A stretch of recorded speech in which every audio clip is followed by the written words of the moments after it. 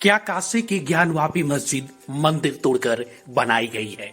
यह सवाल इन दिनों खूब उठाया जा रहा है और हिंदू पक्ष का तो यही मानना है और यही दावा है कि ज्ञानवापी मस्जिद मंदिर तोड़कर बनाई गई है औरंगजेब के काल में। अब इसे लेकर बहस छिड़ी हुई है। बहस मथुरा के शाही ईदगाह को लेकर भी हो रही है।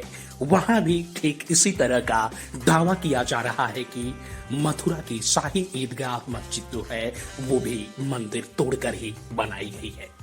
जिस तरह से अयोध्या में राम मंदिर का निर्माण हुआ है, वहां जो विवादित ढांचा था, जो बाबरी मस्जिद थी, उसका विध्वंस हुआ, मामला सुप्रीम कोर्ट पहुंचा और फिर अदालत के फैसले के बाद वहां पर भव्य राम मंदिर बनाया गया है, जहां गर्भगृह में रामलला विराजमान भी हो चुके हैं।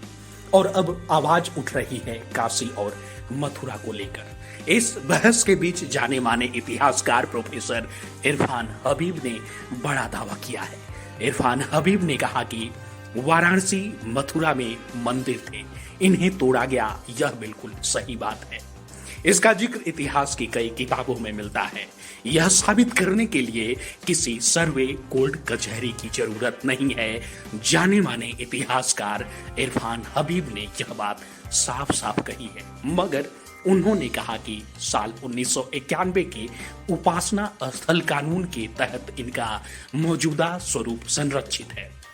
यह कानून कहता है कि 1947 की स्थिति बरकरार रखनी होगी। अगर कोई तब्दीली करनी है तो कानून बदलना पड़ेगा। 300-400 साल बाद इन्हें दुरुस्त करने का औचित्य क्या है? इरफान हबीब उदाहरण देते हुए कहते हैं कि भारत में हजारों बौद्ध मठों को तोड़कर मंदिर बनाए गए, क्या आप उन्हें भी तोड़ेंगे? गया का महाबोधि मंदिर इसी का उदाहरण है। वहां शैव मत के लोगों ने कब्जा कर लिया। हालांकि अब वहां हिंदू और बौद्ध दोनों ही पूजा करते हैं। इरफान हबीब ने अपनी बात आगे जारी रखते हुए मीडिया से बातचीत में कहा कि अब प्रचारित किया जा रहा है कि भारत लोकतंत्र की जननी है। यह ऐतिहासिक रूप से गलत है। जिस वैशाली का उदाहरण दिया जा रहा है वह महाजनपद था। एक देश के रूप में भारत की निश्चित सीमा नहीं थी। हर छोटा मोटा राजा कुछ भूभाग जीतकर खुद को भारत का सम्राट बताने लगता था। हिंदुस्तान शब्द तो अरबों की देन है, ऐसा इरफान हबीब ने कहा।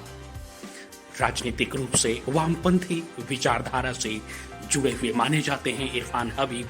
इरफान हबीब देश के पहले प्रधानमंत्री पंडित जवाहरलाल नेहरू पर टिप्पणियों से आहत हुए हैं। उन्होंने कहा कि जब नेहरू को सत्ता मिली तो देश के क्या हालात थे, उन्होंने कैसे देश का संचालन शुरू किया और जरूरतों को पूरा करना शुरू किया, मगर अब लोग उन्हें भला बुरा कहते हैं, जो कि गलत है।